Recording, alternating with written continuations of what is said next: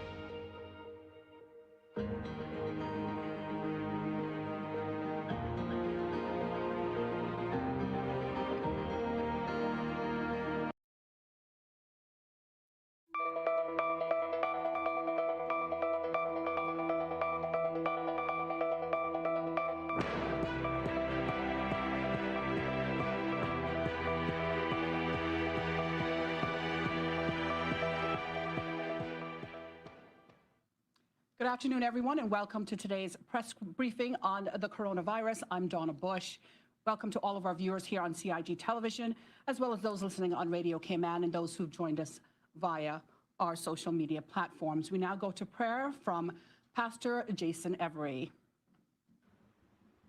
Good afternoon, Cayman. My name is Jason Every, and I am the pastor of Sunrise Community Church. And it is such a privilege to be praying with you and for you this afternoon. Would you mind bowing your heads with me as we do that?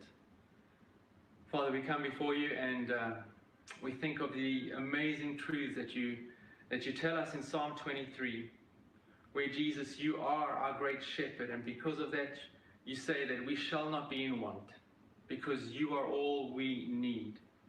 And we just take a moment just to thank you as we look back and we see how you have led us to green pastures and beside still waters. But Jesus, we come before you humbly this afternoon to say that it feels like we are now walking through this valley of the shadow of death. But again, you tell us that we don't need to fear evil. We don't need to be anxious, because you say in your word here that you are with us, that your rod and your staff, they comfort us. You are shepherding us through these trying times. And so, Jesus, I ask, would you help lift our gaze to see you as our great shepherd? Would you be with our government? Would you give them capacity? Would you give them strength? Would you help them see you, Jesus, as their shepherd, leading them who are leading us through these times? Would you be with our healthcare workers? Would you strengthen them? Would you comfort them too in this time? Would you protect them too in this time? But Jesus, would you, as our great shepherd, would you lead us back, please? Would you lead us back to lie down in green pastures? Would you lead us back to those still waters? But most of all, we ask in this time, would you lift our gaze to see you, Jesus, as our great shepherd, to comfort us, to protect us, most of all, to know that you are with us. In Jesus' name, amen. And thank you, Pastor Every. We now welcome our panelists, His Excellency the Governor, Premier the Honourable Alden McLaughlin, and Minister of Health, the Honourable Dwayne Seymour. Also joining us in studio are Dr. John Lee, as well as our Commissioner of Police, Mr. Derek Byrne, and HMCI Director, Miss Danny Coleman. We also have with us via Zoom Dr. Samuel Williams Rodriguez, the Medical Officer of Health at the HSA. And of course, all members of the media are joining us via Zoom at their respective homes. We now go to Dr. John Lee.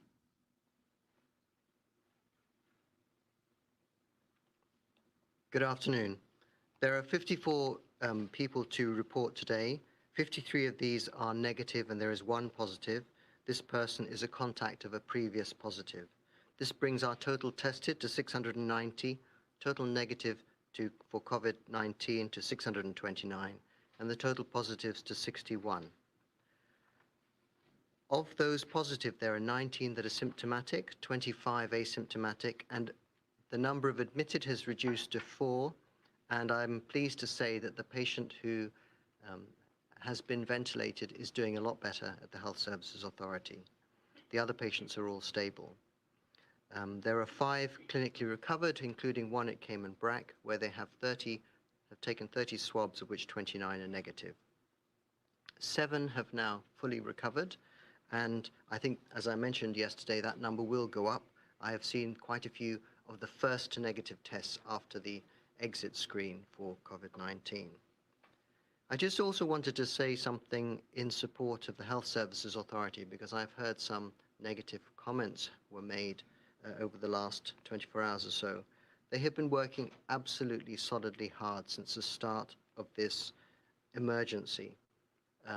For the longest time, above all of the healthcare providers, at senior management and all the way through, working all the way through the organization. They've been searching the literature every morning, having clinical meetings. They've been reorganizing their facilities, how the patients flow through the hospital, and reorganizing all the services that they provide, as well as providing outreach services and enhancing public health week upon week upon week in order to meet the demands that have been placed upon them.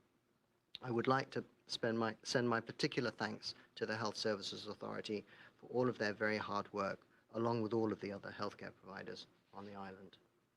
Thank you, Donna.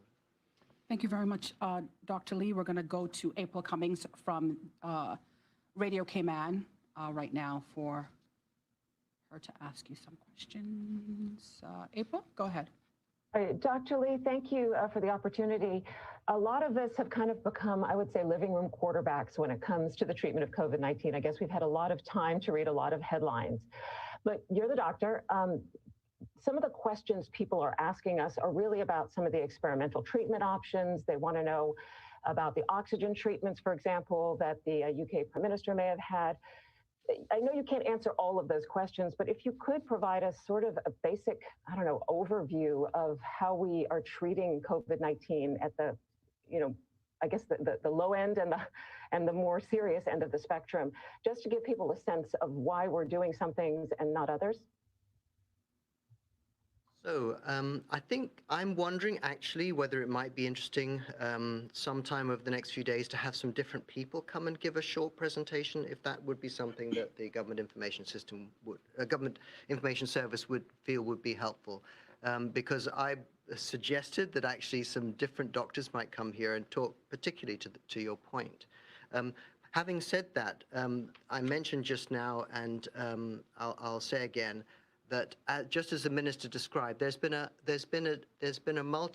party that's been drawn together from all of the different healthcare providers, the large hospitals as well as the private providers, in order to draw up clinical guidelines for the management of patients, whether it is to do with their management in primary care or their management in secondary care, or even if they need to go on for more intensive care or specialist treatment. For example, a minister mentioned ECMO at the Health City. In that treatment protocol, they're also discussing all of the different treatments that have been proven to show some preliminary help in some groups. And I know that some of the patients that have been admitted, for example, to the HSA, have been treated with hydroxychloroquine. You've heard about that drug. It still remains experimental, but the doctors have to weigh the risks against the benefits and make a decision based on the individual patient as to whether they should use it or not. But so they are appreciating all of the different options out there and being guided by the patient that's in front of them as to which is the best treatment for that particular person. But I think it'll be a good opportunity if we can have one of the clinicians come and talk to you on that point, or one of the frontline clinicians come and talk to you on those points. Thank you, Dr. Lee. That does sound like an excellent idea. Okay, we're going to move now to CNS for Wendy. Hi, Donna. Thanks very much. I have two questions for Dr. Lee today. The first one is that I just want to clarify the numbers regarding community transmission. I estimate we're standing at around a dozen people that have tested positive that don't connect to another positive or have travel history. So I just want to see, is that about right? No, it's a bit. I think it's a bit less, Wendy. I have actually produced a graph that I've failed to get anybody interested in, but it shows the numbers of, it shows by date the numbers of people on the date and a cumulative line as well. And the GIS is endeavouring to share that with you, and it will be published hopefully twice a week to show our progress. And on that graph, it shows the number of people that are locally transmitted, and I think it's more like 4 at the minute. But I think it's less than 6, Wendy. But I would need to go and look at my graph, and I don't have it in front of me. Okay, great. So that means that there were some that you managed to catch up on, that Yes. you found connections after all. Right, Yeah. okay. Exactly. The other question I have is simply about masks. Do we yet have a policy in place for rolling out some kind of mandatory mask wearing? And if so, when we give out masks, how much will those masks cost? And what's the protocol and the policy around it? We don't have a policy yet, no. You would be the first to know. It's likely that, well, it will be announced here. There is no policy yet, and it is just a question of the availability. As far as the costs, I am not sure. Danielle Coleman may be able to answer that question. She's been more closely involved in that matter. Thank you, Wendy. In regards to the masks, we are working very closely with the Red Cross and other volunteers to get those masks made. Now, the masks first will go to first response agencies. So we're working right now with prisons, with fire service and so forth, those on the front lines who need them. But again, we're hoping at one stage to get enough made that we can actually share with all the communities. And that would be shared generally probably through the supermarkets, but there would not be a charge for those. They're, again, free of charge once we get enough made. Okay, thank you. Thank you. Okay, we're going to go now to Reshma from the Cayman Compass. She has some questions for Dr. Lee. Hi, good afternoon, Dr. Lee. Good afternoon, panel. Dr. Lee, just to get back to the Georgetown complex last announcement yesterday, we didn't get to this question. You said that the residents there were cleared. Can you explain why they are not being quarantined or isolated? Or is that part of the plan to monitor these residents? No, I mean, it's a very valid and important question to answer. With any particular case of contact, the public health team will go and make a risk assessment that's not based on a whole apartment complex. It will be based on each of the individual occupants within that place. And based on that risk assessment, they felt there was inadequate contact with the person who had it for them to consider that they should be further detained. And as a precaution, they swabbed everybody, and all of the people, as I mentioned the other day, were asymptomatic in any event. Thank you, Dr. Lee. Is it possible for you to walk us through what the contact tracing process looks like for public health? How is that conducted so that the public may be aware of, what the process entails? And that's my final question for you. It's the public health nurse will go and visit the household and will essentially just talk to you about your movements over the last period of time to find out exactly who the people are in your life that you've spent contact with. And if they have any potential, then they will discover whether that contact was physical contact or whether it was contact for the magic more than 15 minutes, less than a meter for more than 15 minutes. They'll just simply talk you through your day to find out who you've been in contact with. Okay, thank you, Reshma. Ralph from the Caymanian Times. My questions were answered just a while ago, so thank you very much. Thank you. All right, thank you very much. And no further questions from the media for Dr. Lee. We're going to now invite up our Commissioner of Police.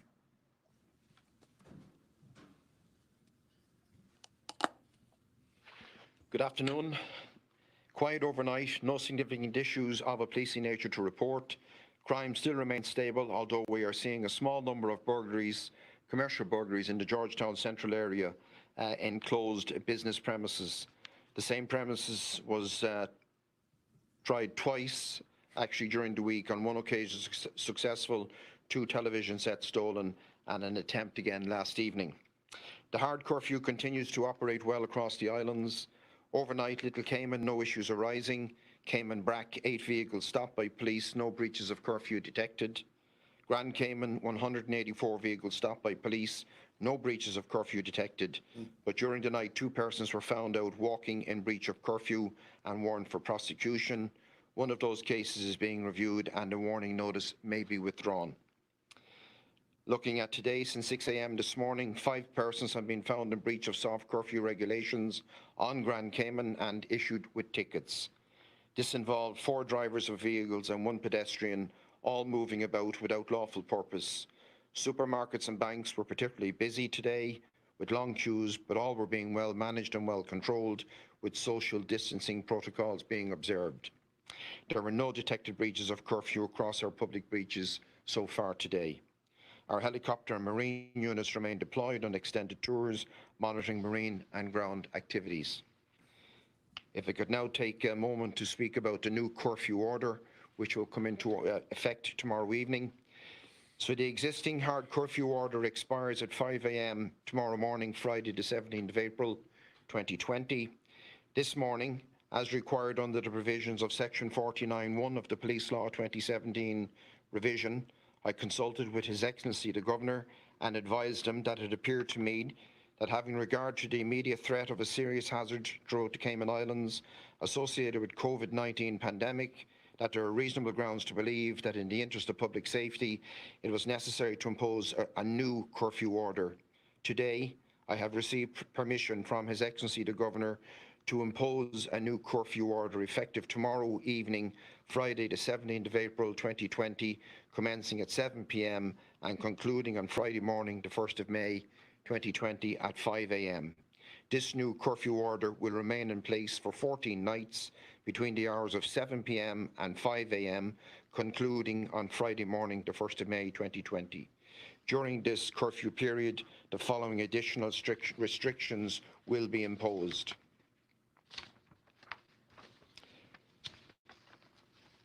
On Sunday the 19th of April and Sunday the 26th of April 2020, both will operate as 20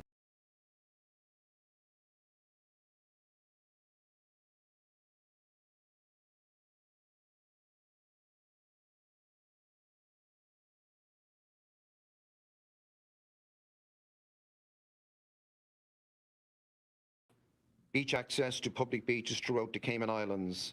From Friday the 17th of April 2020 to Friday the 1st of May 2020, there is a full 24-hour curfew or hard lockdown on public beaches throughout the Cayman Islands. This means no access to public beaches throughout the Cayman Islands at any time during the period between the 17th of April 2020 and the 1st of May 2020 by imposition of the order of curfew. To clarify this position, this in effect is a full hard lockdown of all public beaches throughout the Cayman Islands, which prohibits any person or persons from entering on, walking, swimming, snorkeling, fishing, exercising, or engaging in any type of marine activity on any public beach throughout the Cayman Islands. This hard curfew runs until Friday, the 1st of May 2020 at 5 a.m. And to assist in interpretation, public beach means the portion of the beach that ends at the high water mark. I remind all persons that a breach of a hard curfew is a criminal offence carrying a penalty of 3,000 Cayman dollars and imprisonment of 1 year or both. And just as I finish, a reminder that we return to hard curfew this evening, 7 p.m. until 5 a.m. tomorrow morning. If you are not an exempted person under the regulations, you are not approved to be on the public roads, please remain at home. Police mobile and static patrols will be operating, enforcing the curfew. I thank you in anticipation of your full cooperation as we go about protecting communities and saving lives. Thank you. Thank you, Commissioner. We're going to go to Dion Anglin from Radio Cayman for questions for our Commissioner. Dion? Thank you, Donna. I have 3 questions for the Commissioner today. Commissioner, thank you for the opportunity and good afternoon to you and the panel. Now, apart from the statistics, Commissioner, can you share with us your overall personal view on how things are going since the start of this emergency? So I would think going pretty well. I mean, most people are compliant with the order of curfew, both during the day, the soft curfew, which are covered by the public health suppression regulations, and at night time during the hard curfew, which is imposed under police law. So relatively speaking, having regard to our size of the island and our population numbers, relatively small numbers engaged in breach of curfew. All right, thank you for that. It's been a little over a month since the curfew restrictions have been in place. How's your team holding up, and what are some of the feedback you're receiving from the officers on the front line? Yeah, they're holding up quite well. And again, I need to reiterate that our teams are supported by special constabulary officers and by CBC officers working with us and by work officers working with us. So we're augmented by a number of other personnel. We're working 12-hour tours, 4 days on, 4 days off. That's working pretty well received by the officers. Generally, the feedback and the interaction is quite positive. We have had some complaints about officers maybe not complying with social distancing, not wearing masks, maybe handling documents without gloves. We've been addressing that right throughout since the 24th of March, reinforcing the public hygiene messaging that's coming from Cayman Islands government and the Chief Medical Officer. I think we're getting better at it. But overall, the relationship is quite good. I think generally communities understand what we're about, they understand what the curfews are about, and they understand the risks that are involved. Alrighty, thank you. And I also remember you mentioning that you would further discuss with your command team about the likelihood of it being mandatory for your officers to wear masks when on the front line. Have you gotten anywhere with that yet? So we are discussing it, and like the Chief Medical Officer, we're looking at whether it should be mandatory. We're looking at the risks in wearing them when they become damp. We're looking at whatever guidelines we can get. We're looking at the type of masks we should be wearing. And I suppose we do have an issue with numbers, and we'll address that with hazard management as we go forward. And as we get better masks, and I think as we go forward through the curfew, we will find ourselves wearing the masks as part of our ordinary course of duties. All righty. Thank you so much, Commissioner. That's it for me. Okay, thank you, Dion. We're going to go to Wendy now at CNS. Wendy? Thank you, Donna. Police Commissioner, just a couple of quick ones, actually. People are a bit worried about how they pay fines if they don't have online accounts because the court's office is closed.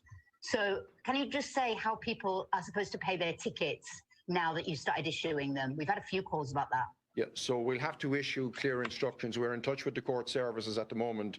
There is an online facility, and obviously the courts are not there for people to pay physically. We are in consultation with the courts and with the Solicitor General at the moment, and we will issue clearer instructions. The rule is a 28-day payment from date of issue, so we're well within the 28 days, and we will issue clarifying instructions over the coming days. Okay, great. Thanks for that. The other one really applies to, we had the conversation yesterday and you categorically said that people are allowed to exercise every day. So regardless of your name, you get to go out to exercise. And that means that you can drive to your place of exercise. So we still have day after day after day, people saying the officers are telling them that that's not true, and that they must only exercise on their letter day. So can you get some kind of message through to the rank and file that everybody is allowed to exercise regardless of the day, unless it's Sunday, of course? Monday to Saturday. You must exclude Sunday in that.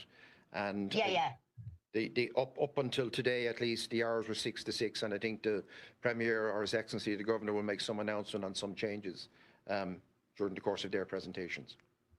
Okay, but what's your advice to people who are being told by police officers that they cannot exercise because that day is not their letter day? So I have reinforced that instruction. There's a briefing every morning at 6 a.m. There's a briefing at 8 a.m. and there's a briefing at 6 p.m. in the evening, in fact, for all of our officers. And all of the issues that are raised during these media briefings, they're all reinforced by way of instruction from myself to the command team and to the briefing officers. So anything we pick up here that's causing a concern, we brief our command team to brief all of the officers going on duty. Okay. Okay, can I just clarify as well, not the boardwalk, but the area between the Kimpton and Calico Jacks, are you classifying that as beach? Because that, again, there's some confusion about whether people are allowed to walk, because otherwise it means that they can't walk the West Bay Road, if that's the case. I can't say the specific area there now.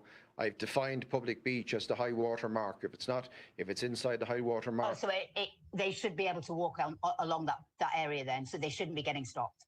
Okay. Okay, thank you. That's all I have. Thanks, Commissioner. Thank you. Thank you very much, Commissioner, and thank you to, I think we have some more questions actually for you, so just hold there a minute. Ralph at Cayman Times has a question for you. Sorry. Yes. Good afternoon, Commissioner. Thank you for your detailed report. I have two brief questions for you. You said that most people are complying with their instructions regarding these times. What's your major concern, which has sort of encouraged you to recommend that the hard curfew remain in place for 2 more weeks? My main concern so I think I looked at the numbers, 61 as of today, positive cases, and the risk that still exists. So I think there's a real risk, and this is a really critical period for Cayman Islands. I look at it in terms of the serious hazard and the difficulties that can cause for the Cayman Islands. And I think there's a requirement and an onus on me as the Commissioner of Police to make that recommendation to His Excellency the Governor. Okay. And the second one, with all the activity surrounding us in other areas regarding the increases in COVID-19 cases, are you concerned with illegal landings from boats that may come from other territories? So that's something that we've been watching. There's no evidence, no intelligence whatsoever that is an issue at the moment. As you're aware, our nearest neighbour, Jamaica, have locked down their borders there. We have our aerial assets looking at marine borders, protecting our marine borders. So no indication that there's any illegal landings in Cayman Island since the start of the operation on 24th of March. Thank you very much. That's it for me. Okay, we're going to go now to Reshma from the Compass. Thank you. Commissioner, I know it would be implied that these new renewed curfew regulations will extend to the sister islands, but based on your answer and your concern about the numbers driving the 2-week extension, can you say if there are any plans to maybe specially tailor regulations for the sister islands given the low to zero numbers that we have there? No, I think it's only right that we extend it throughout the islands, that we make an equal application across the islands, no exceptions. That's my understanding of it. I think that's been accepted by His Excellency the Governor. I think it was something we looked at, but I think it's a universal application across the islands. Thank you. Commissioner, I have one question from the public, just for clarification for persons who go to pick up food, takeout. How does that work? Some persons are being stopped. Again, they're being told that they're not picking up or taking out food on the days that their alphabet or their letters are not on those days. Can you speak to that? Okay, and I think that's a really important question. So we must look at the regulations, the suppression regulations, and we go to Regulation 8, subsection 2, item T, and it talks about persons can collect food up to 6 p.m. on any day, and they're not covered by any alphabetical index. There has been a misunderstanding by some of the officers. Again, I've clarified it. So persons are free to collect food up to 6 p.m. Monday to Saturday, and have no restrictions within the alphabetic range. Okay, there you have it. You heard it from the Commissioner himself. Hopefully that question will go away, at least temporarily. Thank you, Commissioner. We move now to the panel. We're going to begin to hear from our Honourable Premier, Mr. Alden McLaughlin. Thank you. Hello, everyone. Starting with the usual world stats on cases, 2,128,751 cases now reported. Total recovered cases, 539,000. The United States of America still leading the league chart, 653,751 cases up 5,603 overnight. Total deaths now at 33,434, up 846 overnight. Spain continuing to improve, 182,816 cases, up 2,157 overnight. Total deaths 19,130, up 318 overnight. Italy 168,941, up 3,786 overnight. Total deaths 22,170, up 525 overnight. France total cases 147,863. Total deaths 17,167. I don't have a report on the new cases or new deaths. Germany 135,663. New cases 910. Total deaths 3,867, up only 63 overnight. United Kingdom 103,093 cases, up 4,617. Total deaths 13,729, up 861 overnight. China 82,341 cases, up 46 overnight. Total deaths 3,342, no deaths overnight. Netherlands 29,214, up 1,061 overnight. Total deaths 3,315, up 181 overnight. Canada 28,923, up 544 overnight. Now at 1,048 deaths, up 38 overnight. India reporting 12,759 cases, up 389 overnight. Total deaths 423, up 1 overnight. Philippines reporting 5,660, up 207 overnight. Total deaths 362, up 13 overnight. New Zealand 1,401 cases, 15 deaths. 15 new cases. Total deaths 9, no deaths overnight. Jamaica still reporting 125 cases and 5 deaths. Trinidad and Tobago, 114 cases, 8 deaths. New York City, 218,707 cases. Total deaths, 16,251, up 606 overnight. Our brothers and sisters in the overseas territories, Anguilla, 3 cases. Bermuda now at 81. Total deaths, 5. British Virgin Islands, 3. Montserrat, 11. Turks and Caicos, 11. 1 new case, and total deaths just at 1.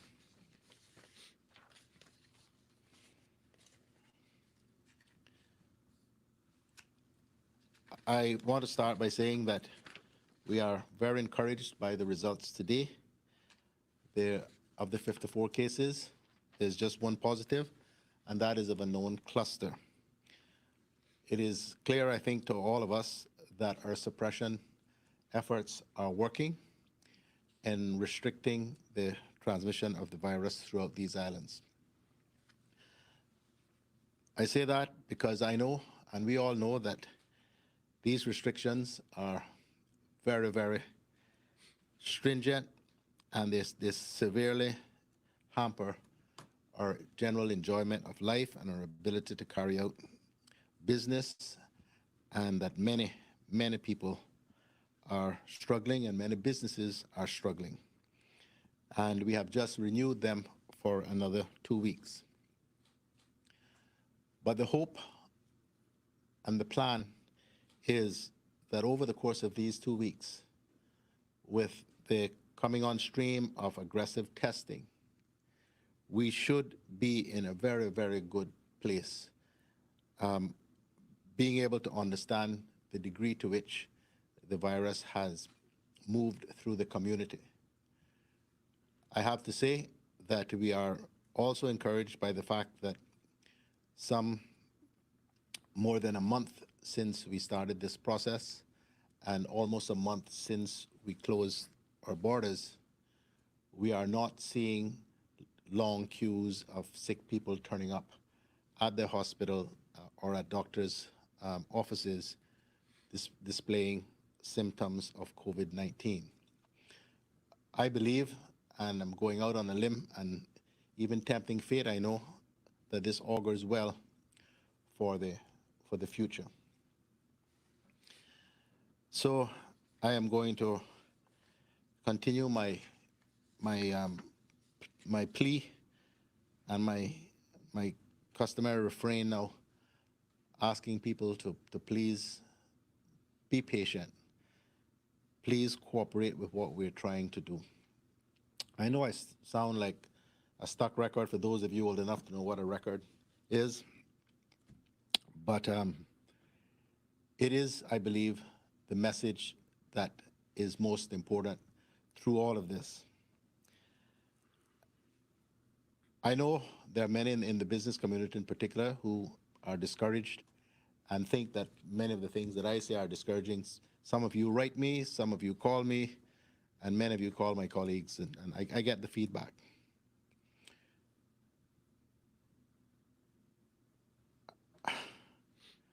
I have reflected on this a whole lot, but I do not believe my message is wrong or that this is the point to change it, other than in the sense to offer the real hope of redemption at the end of this exercise. And there is increased reason for optimism and hope. I was handed, as I was coming here, by someone who understands how I think and how I worry about these things, the following quote, recent quote, just a week or so ago, by none other than Bill Gates, who was interviewed by an online magazine called Technology, Entertainment, and Design about the prospects of reopening the United States economy. And he had this to say, and no, I didn't talk to him. There is really no middle ground, and it is very tough to say to people, hey, keep going to restaurants, go buy new houses, ignore that pile of bodies over in the corner. We want you to keep spending because there's maybe a politician who thinks GDP growth is all that counts. Gates said in an interview with TED, that magazine, Tuesday. It is very irresponsible for somebody to suggest that we can have the best of both worlds. The economic effect of this is really dramatic. Nothing like this has ever happened to the economy in our lifetimes, Gates said. But bringing the economy back, that's more of a reversible thing than bringing people back to life. So we're going to take the pain in the economic dimension, huge pain, in order to minimize the pain in the diseases and death dimension. It's disastrous for the economy, Gates said. But the sooner you do it in a tough way, the sooner you can undo it and go back to normal. And that is the message that I have been hammering out over the course of these past 3 weeks. And it was, I think, something of a encouragement to me to see that it's not only I and my team here in Cayman that see this crisis through that prism. I want to, I got some relatively good news, I hope, to announce. But before I move on to that, I want to pick up on the Commissioner's point about the new shelter in place or soft curfew regulations.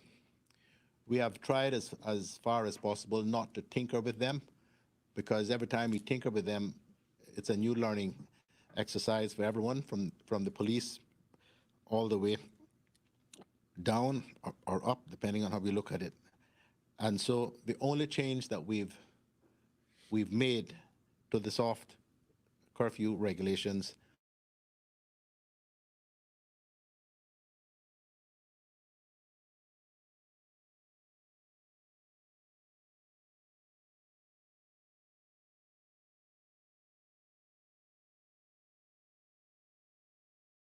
said that we've given with the right hand and taken back with the left. So listening to some of the petitions that have been made, exercise will now be allowed between 5:15 a.m.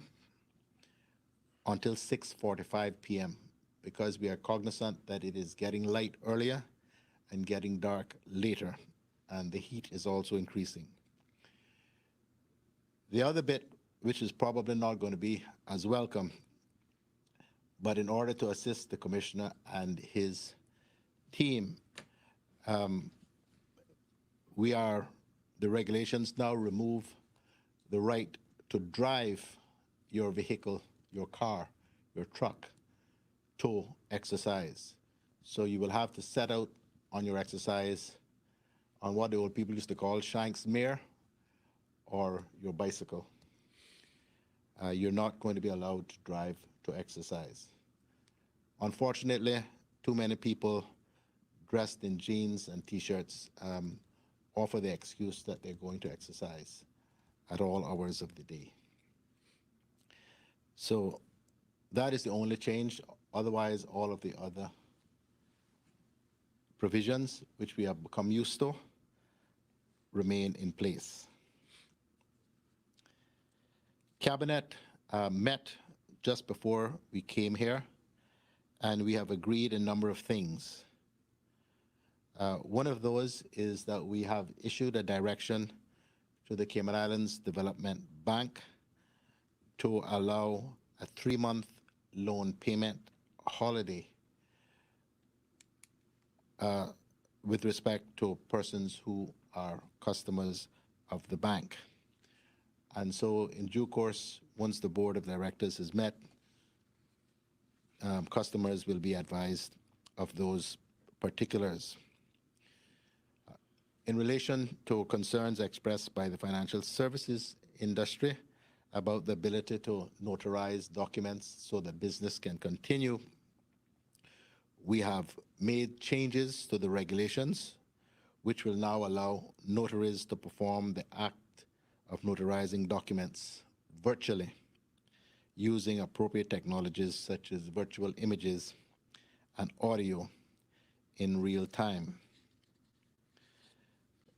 I know people are very, very interested, many people, in the proposed changes to the pensions law. And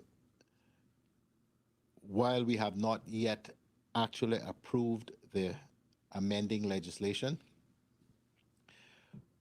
that will be done very shortly, maybe as soon as tomorrow, once the drafting is complete. But I can say that we have agreed, His Excellency the Governor, the Honorable Attorney General, myself and my cabinet, and the Leader of the Opposition,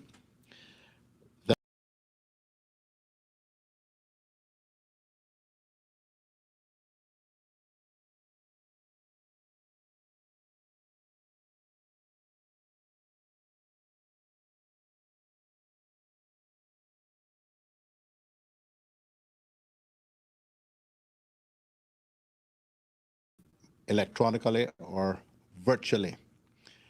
And in order to facilitate the requirement for necessary physical distancing, the Leader of the Opposition and myself have agreed that the government will only have 6 members in the chamber, and the opposition, which will include the 2 independent members, will have 4 for the purpose of that particular meeting.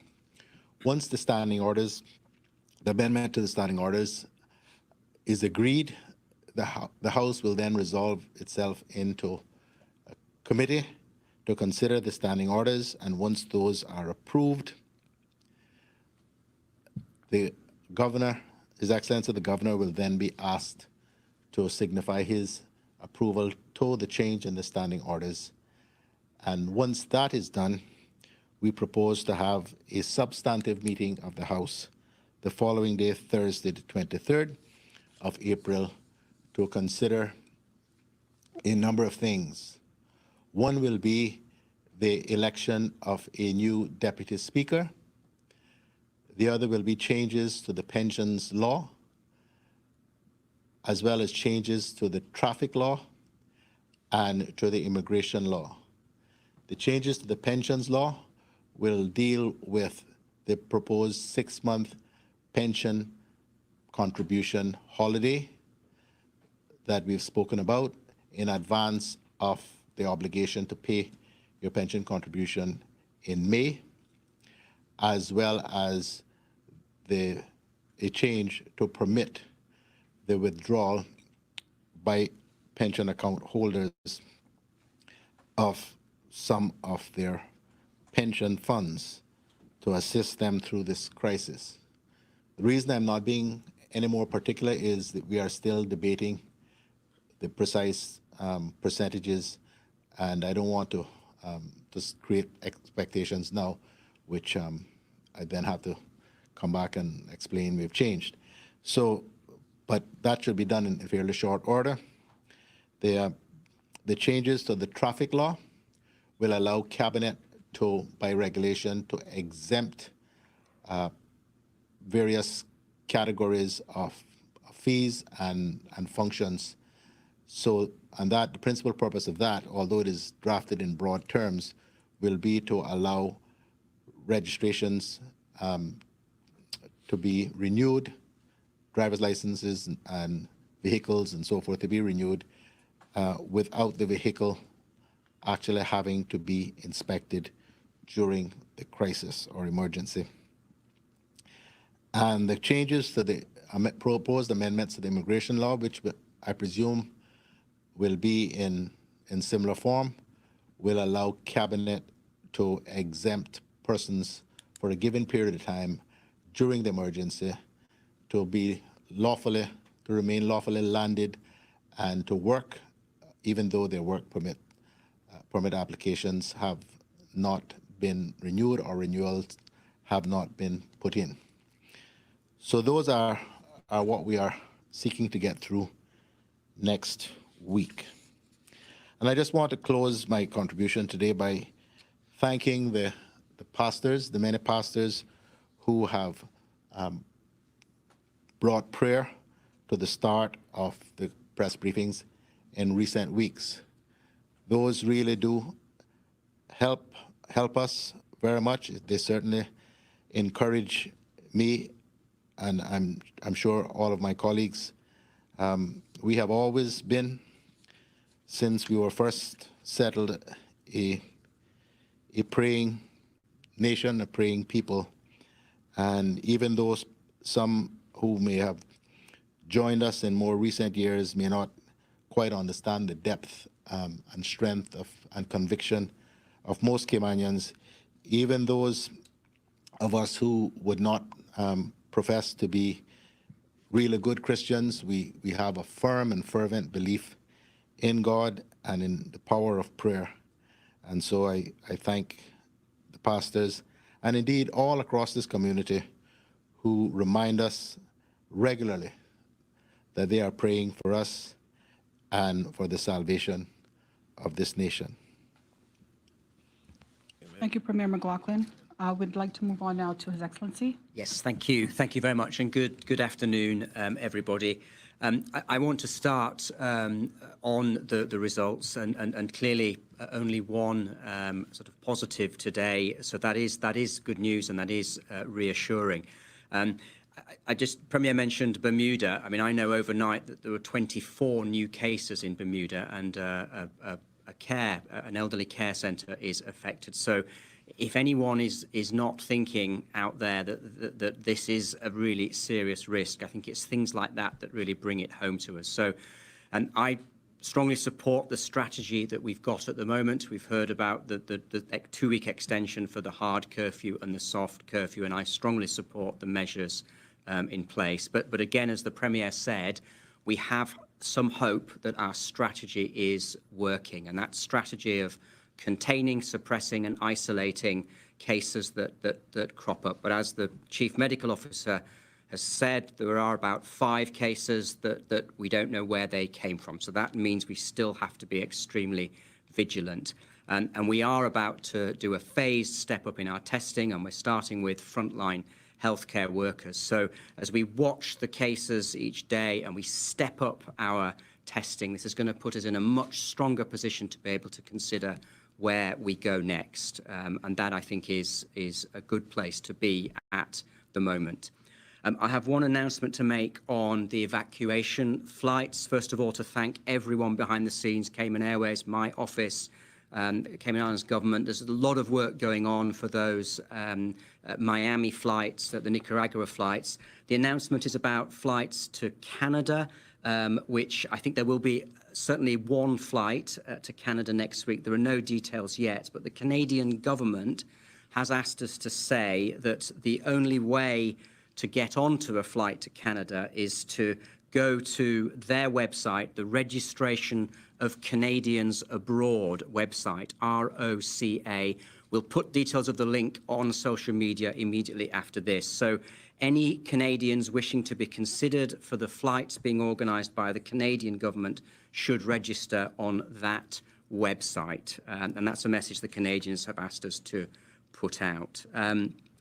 I just want to do a few shout-outs myself today. First of all, I want to pay tribute to Dr. Lee, our Chief Medical Officer, who I believe is doing an outstanding job. He's under incredible pressure at the moment, but so many people come to me and say what a reassuring, authoritative presence and voice he is at these press conferences, and many members of the public have come up to me and said that. So I do want to pay tribute to him.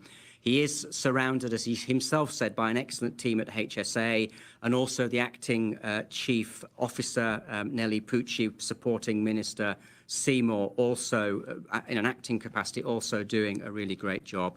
I want to shout out to our garbage collectors. They don't often get a mention in these events, but they are also on our front line, performing an absolutely crucial role for us at the moment.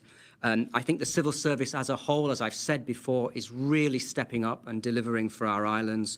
Gloria McField, portfolio of the civil service, that whole team has been completely redeployed, showing great flexibility and going beyond the call of duty to help many people at a time of need. So great work being done there.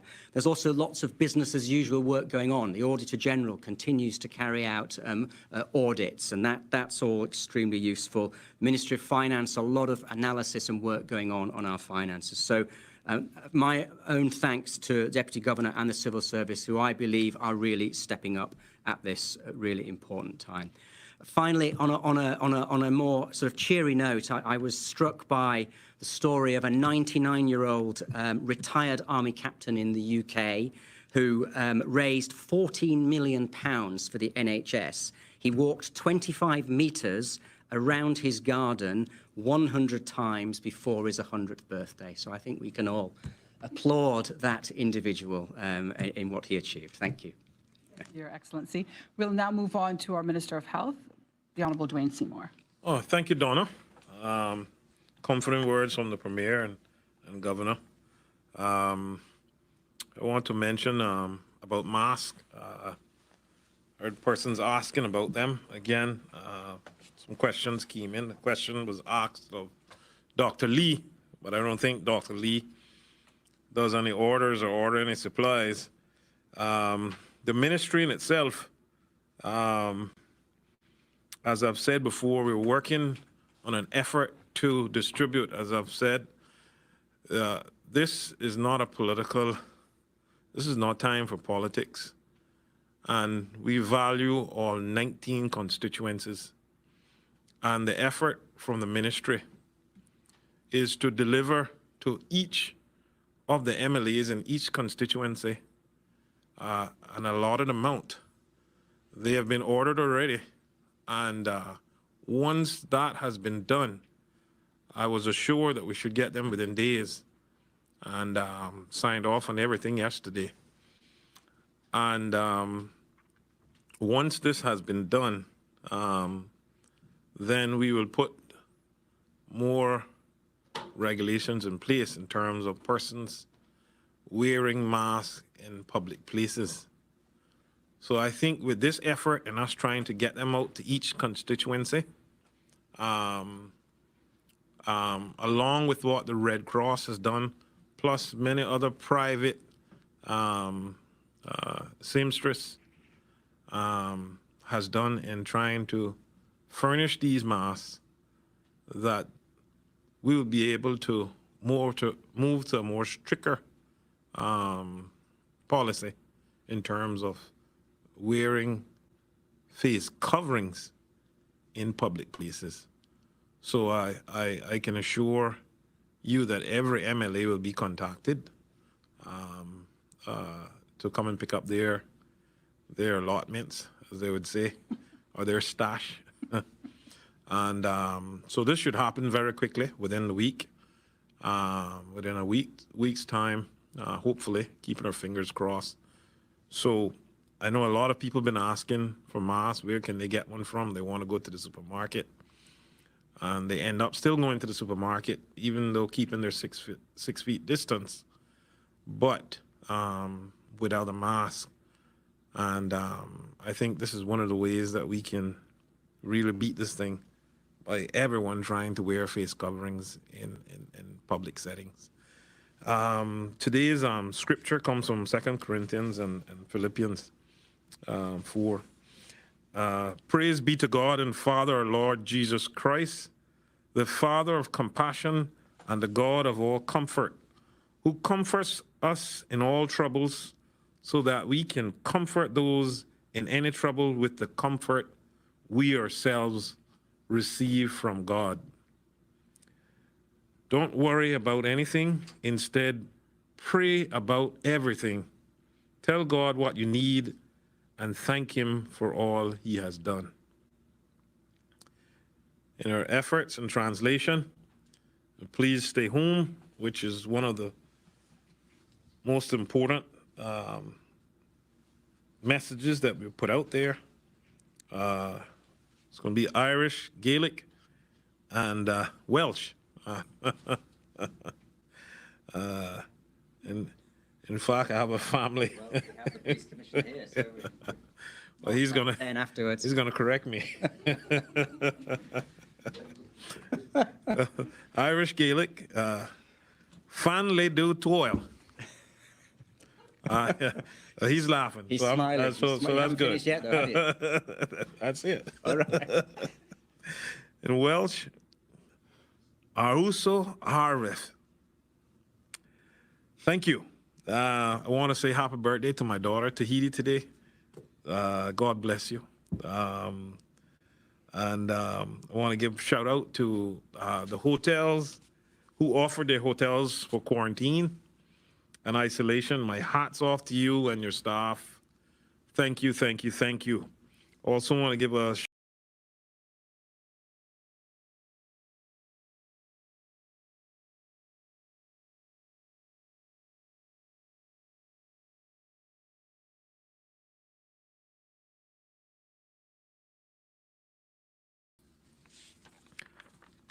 also want to say I am and the government, we are grateful for all of those who are taking this seriously and has obeyed to the strict but necessary measures put in place, because really it's approximately 99% of the community are complying. It's only a handful that hasn't got used to this strict type of movement restrictions. And so I thank you very much. You have been the main reason where our forecast has been way less than expected. I thank you, I thank you, thank you. To express how thankful we are, here is what you assisted us with. You helped to foil our plans, projections, and assumptions of 65,000 in our population. With the projection and assumptions were that 31,000 people were to be affected, with 26,000 people mildly affected and visiting hospitals, with 4,000 moderately affected and 2,000 severely affected, with the sad part of approximately 700 mortality. So please continue to stay home, wash your hands, keep your social distancing. Only come out of your house if essential, even if it's your day to be out. So thank you very much to all of those law-abiding citizens who are complying with the measures that we put in place. You have definitely made a difference, as you have heard. We have many things to be thankful for during this time, and despite the many challenges, I am truly heartened by our many expressions and true Cayman spirit of our community, from the messages of encouragement, advice, and suggestions from individuals throughout these 3 islands, including those who ask daily, how can they help? I thank you all. I would like to publicly acknowledge the generosity of a few entities today for stepping forward and showing their support of our healthcare workers at this time. Avis Rent-A-Car, who has provided 5 rental vehicles to the public health staff who are conducting contact tracing in the community and checking those in isolation. Teachers from the Cayman Islands International School, with the support of various private doctors, corporate businesses, and the Red Cross, have also produced 310 face shields for both private and the HSA hospital staff. This PPE for our frontline healthcare workers is essential. We thank you for utilizing your creativity and resource to produce these, as they are part of the required PPE when caring for certain patients. Over the Easter weekend, there were many frontline workers at the HSA who were away from their families, and as a token of appreciation, private sector financial services membership or organization, Cayman Finance, provided lunch for the HSA staff working on the front line for the 4-day holiday weekend. Thank you for keeping those staff members fed during a time when they are working so hard to care for our most vulnerable. And lastly, a shout out to Mac Alpine for donating 300 N95 masks to our healthcare workers. We thank you. I would like to thank everyone for your generosity to date. It is greatly appreciated and is not going unnoticed. We have a long road ahead of us, but together as a community, we will persevere. I also want to give an update on the Jingle Open Call we launched a couple weeks ago.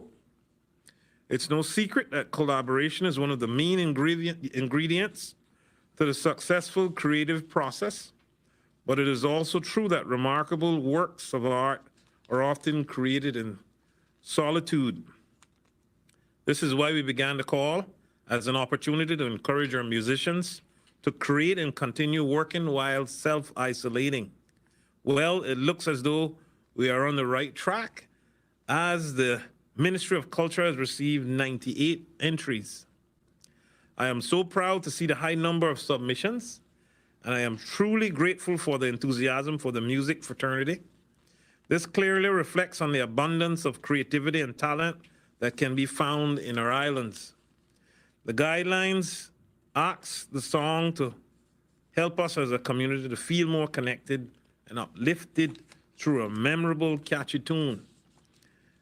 They had to be centered around the following categories: public health education and awareness, community solidarity and togetherness, hope and healing, and supporting local business and artists.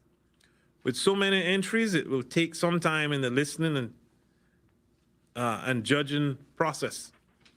But we aim to announce the 12 chosen entries in 2 weeks' time. It has been written that music is a common phenomenon that crosses all borders of nationalities, race, and culture, a tool for arousing emotions and feelings. Music is far more powerful than language. The power of music has been felt by many, if not all of us. I know this has been a source of joy and springboard for emotional strength for some of our musicians. I feel it will also be a source of joy for the rest of us as well. I encourage all of you, maybe you already know of your talents, continue creating. And for those of us who have never put pen to paper or picked up a camera or a paintbrush, try it. This is a good time to learn something new and to give ourselves a much needed mental boost that creativity can bring. I want to say again, please wear a mask. It's better than waiting on access to a ventilator. Being at home is better than being in the intensive care unit. Prevention is better than cure, and we care for you. It's why we have a curfew. Ladies and gentlemen, I want to say to you, darkness cannot drive out darkness. Only light can do that. Hate cannot drive out hate. Only love can do that. Words of Dr. King. I thank you and have a blessed afternoon. God bless you. Thank you very much, Minister Seymour. We're going to move straight to the media. April from Cayman, from Radio Cayman. Hi, Donna. Thank you. These questions are for His Excellency the Governor. Basically, two. Some of our listeners.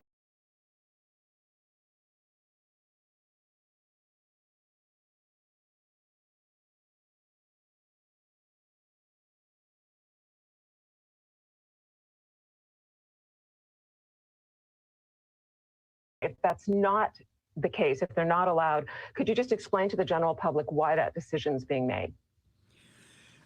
So on the first question, discussions are underway, but we obviously require the agreement of the country to which we want to send nationals to. So those discussions are underway, and they differ from country to country. I don't want to say too much more about that at the moment because I think discussions are underway, and I don't want to have any impact on that. I know the question of pets is a really difficult one, and I understand how people are very attached to their pets, but in this crisis that we're in, it just really is very difficult because a lot of the time you have to have certificates of health and vaccinations, and there isn't a lot of time to get those things done. So I don't think there is a yes answer to that at the moment, certainly not for these immediate flights, but I think we're looking at whether that can be something that could happen for subsequent flights, perhaps the BA air bridge, but it is very difficult. Thank you, sir. I do have a few questions from the public. The first one is for our Honourable Premier. You've spoken about private pensions, which everybody wants to know about, but there are also persons asking about public pensions. Any discussions or talks there? No, there's no discussion, and I know the view of the Deputy Governor is firmly against that. We're not sure why civil servants have all gotten recent raises. No civil servants' salaries are being cut, although there is, I see an increasing clamor for civil servant salaries to be cut on social media. There's no plan by government, no proposal by government to cut civil servants' salaries. So I'm not sure on what basis relating to this crisis that civil servants would feel that they should trouble their pension.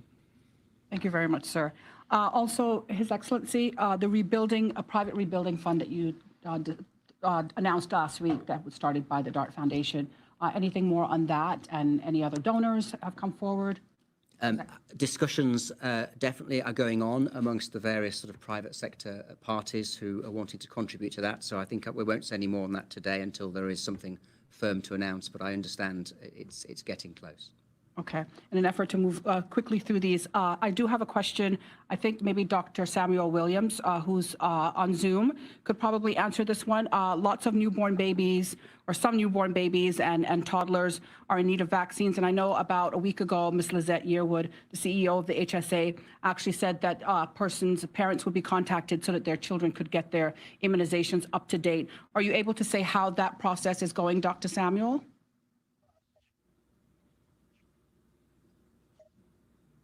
Dr. Sam, are you there? Yes, I'm here. Okay. Yeah, it is in progress. Actually, the pediatrician alongside some of the nurses and public health nurses, they're organizing the clinics, and definitely the parents will be contacted. And that should be starting later this week or early next week. Okay, thank you very much. Okay, we're going to now move on to Ralph from the Caymanian Times. Good afternoon, and my questions are for the Premier.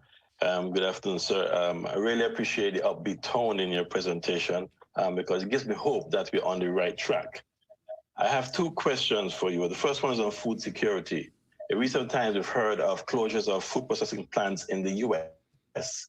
Do you know if that will affect our ability to obtain food on a regular basis? And have you heard anything from the food suppliers? No, I haven't had any recent discussions with the supermarket folk. I think one is probably overdue now, but we haven't heard any concerns being expressed either. So. All right, thanks. And the second question is regarding delivery. As we know, because of regarding, sorry, deliveries, delivery.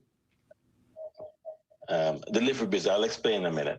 Because of the curfew, most businesses now are delivering to customers at home, whether it's food, whether it's office supplies, and other sort of stuff. Is the government accepting applications for other types of business for delivering their services to the clients in their homes? There are a number of requests going into curfew time, and we really need to have a policy discussion about it. I mean, the concerns are all the same. We're trying to keep as many people off of the road as we possibly can, but we understand absolutely that the longer that this goes on, the more difficult it is for people to get by without certain things. So I think the parameters that go around that discussion are necessarily about the safety with which this can be done, and that with as few people as possible involved, in the interaction between collection and delivery. But yes, we haven't closed our minds or the doors to those considerations. I know that my Chief Officer, Eric Bush, has a number of them now that we need to have a discussion about. Because as they say, if this shutdown was for a week or two, it'd be one thing. But the longer it goes on, the more we realize that we have to try to make some accommodations, always balancing, though, the public health risks and trying to weigh in favor of that, along with convenience or indeed even necessity. Okay. Thank you very much. That's it for me for today. Okay, thank you, Ralph. We now go to Reshma from the Cayman Compass. Reshma?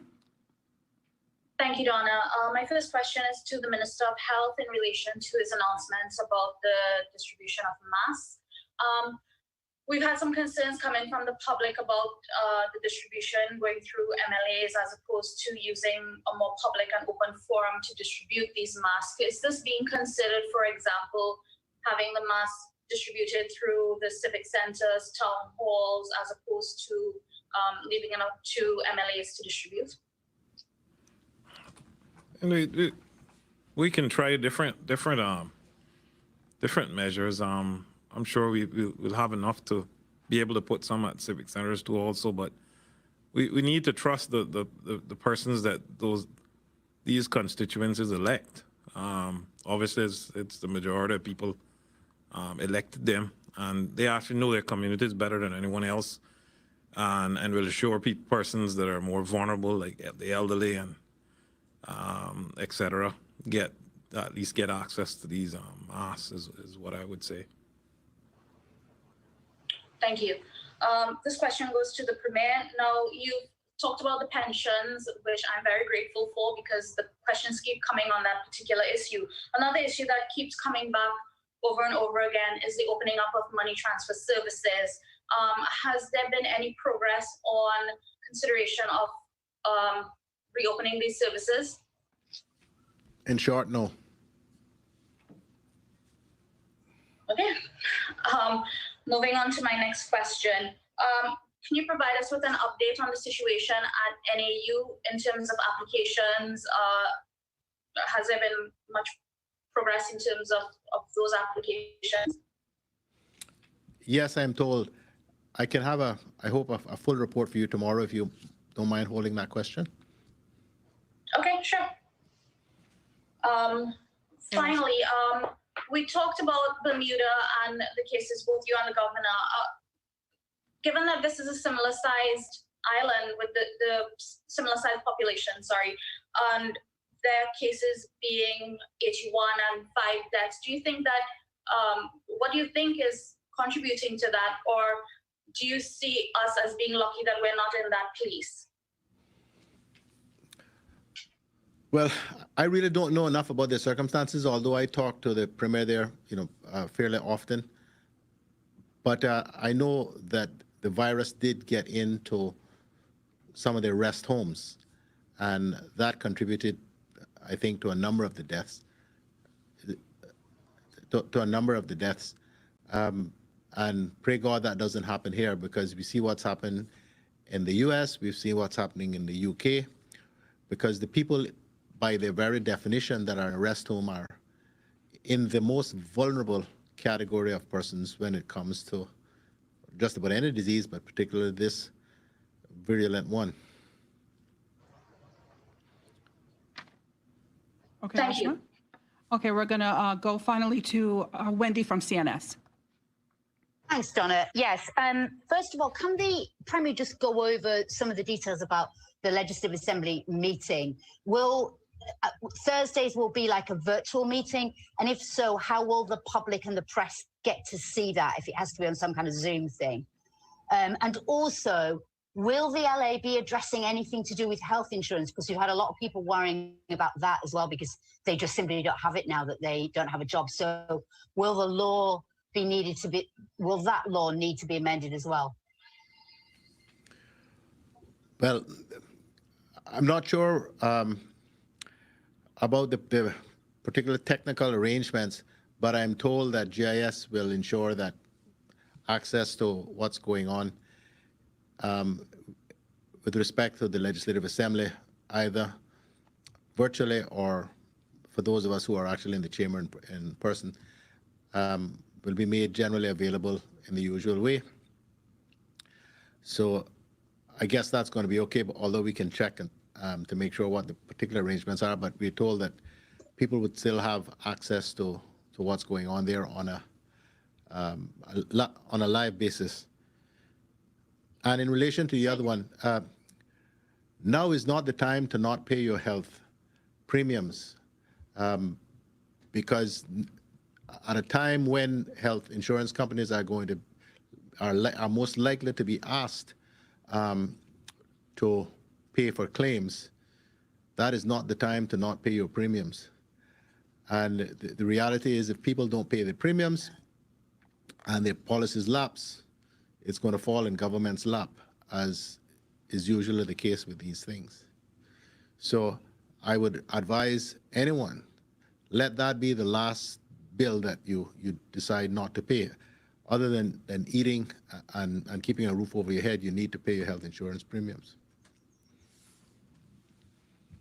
Okay, Wendy, I think the concern was, I think the concern was that people had lost their jobs, so they'd lost their policy. Well, if they've lost their policies, we know what always happens with that. Government picks up the tab. Right. Okay. You know the story. You've heard me with it over and over again over the years. Yeah. I know that's what I was wondering, whether there might be some kind of freeze on mandated health policy for a while. But I get the point very much so. You mean you think we could pass legislation forcing the health insurance companies to cover people even if they don't pay their premiums? I'm not sure we could do that. Okay, fair enough. The other question I have is, it's regarding the cruise port referendum. You said yesterday that you were going to ask the Attorney General. I just wanted to check with you whether you yourself are keen to pursue this at the moment, because obviously the Court of Appeal meets again in the fall, usually around September time. So I understand that they had asked for it to be postponed till then. So whether you were supportive of that idea rather than doing it now, or whether indeed this really needs to go ahead given all the circumstances. So like your own opinion about this right now. Sorry, Wendy, I missed most of that. You said you were going to speak to the Attorney General about the cruise port referendum being heard at the you mean the appeal? Court of Appeals session? Yes, the Court of Appeals session in April. Do you personally believe that it should go ahead at this session or wait until the session in September? And do you feel that it is something that is purposeful to pursue right now, given the whole circumstances surrounding the cruise sector? Well, my opinion wasn't asked about any of the scheduling. As far as I'm aware, the scheduling is something that's been organized by the courts themselves and the availability of judges. The cruise port referendum is not something that is even on the government's agenda for the rest of this term. Let me make that clear. Whatever happens with that, it'll be another government that deals with that. We have a national or international emergency, public health emergency we're dealing with, as well as trying to keep the economy from collapsing. That is going to occupy all of our time for the rest of this term and well beyond whoever else is in charge thereafter. So the cruise port referendum, the holding of such a referendum is not on the government's agenda at all. The issue before the court, and I did meet with the AG today, the issue before the court with respect to this appeal is not about whether or not we should have a referendum or not. The issue is about, it's a major constitutional issue about whether or not the court is entitled to essentially put itself in the role of the elected members of the Legislative Assembly with respect to legislation.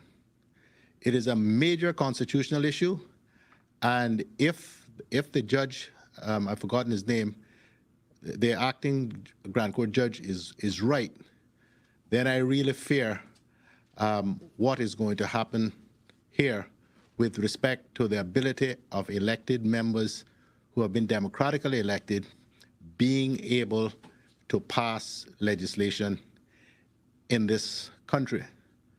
You ask my view. I was a lawyer once upon a time, and old habits die hard. I believe that his judgment is fundamentally wrong in that regard, as I have always believed was the judgment in the same-sex marriage case. Not because I disagree with the outcome, but because in law, I believe they are fundamentally, the one was fundamentally wrong, which the Court of Appeal has decided as well, and this one for very similar reasons. It cannot be right that the court can decide what legislation can be passed by the Legislative Assembly. It is judicial activism on steroids. Wendy, thank you very much for that question. We're going to wrap up the press briefing in just a few minutes. I do have a final question for Commissioner of Police. I'm not sure, Commissioner, whether you're aware there's a flyer that's going around from the Turks and Caicos Islands, from your colleagues at the police force there. It talks about how they're handling persons who break curfews, and it speaks to the confiscation of vehicles. And some people are saying in Cayman that maybe this is a stance that we may have to take, whereby for those out there who may not know exactly what the flyer says, they're charged a tow fee.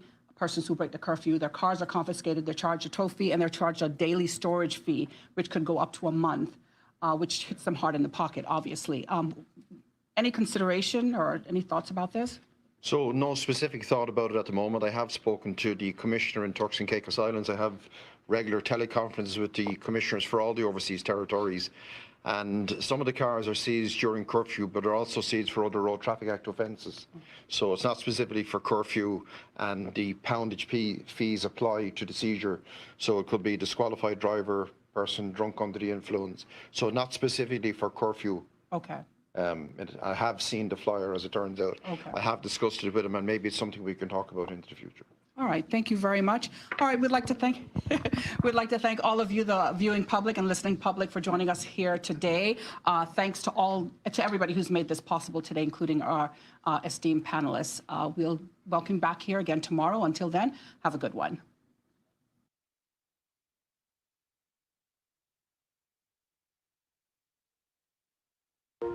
Blue serenity in yonder deep, the fear of death, but you pray, O Lord, for your soul to keep. Dear boredom, nothing but a selfish film over our eyes. Some people just don't get it. COVID-19 is a murderer, and your defiance reflects upon your character. Yes, I get it.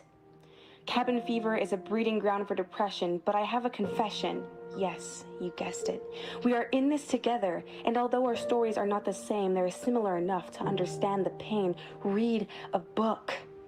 Engage your mind. Don't give negativity the time to fester. Don't let it rule you so that Cayman too can see this through. Those beloved smiles that we shared with friends doesn't have to end, but you are consumed by what you do not have. When the health of Cayman is in your hands, there are many without work. They can't go to Kirk's in a panic, worry about organic. Premier says to live frugally so the repercussions don't hit so brutally. Read a book, they say. However, it is true. To discover something your mind never knew, educational absorbency in this time of uncertainty, together, Cayman, together. Together, let's stay home, not just you alone.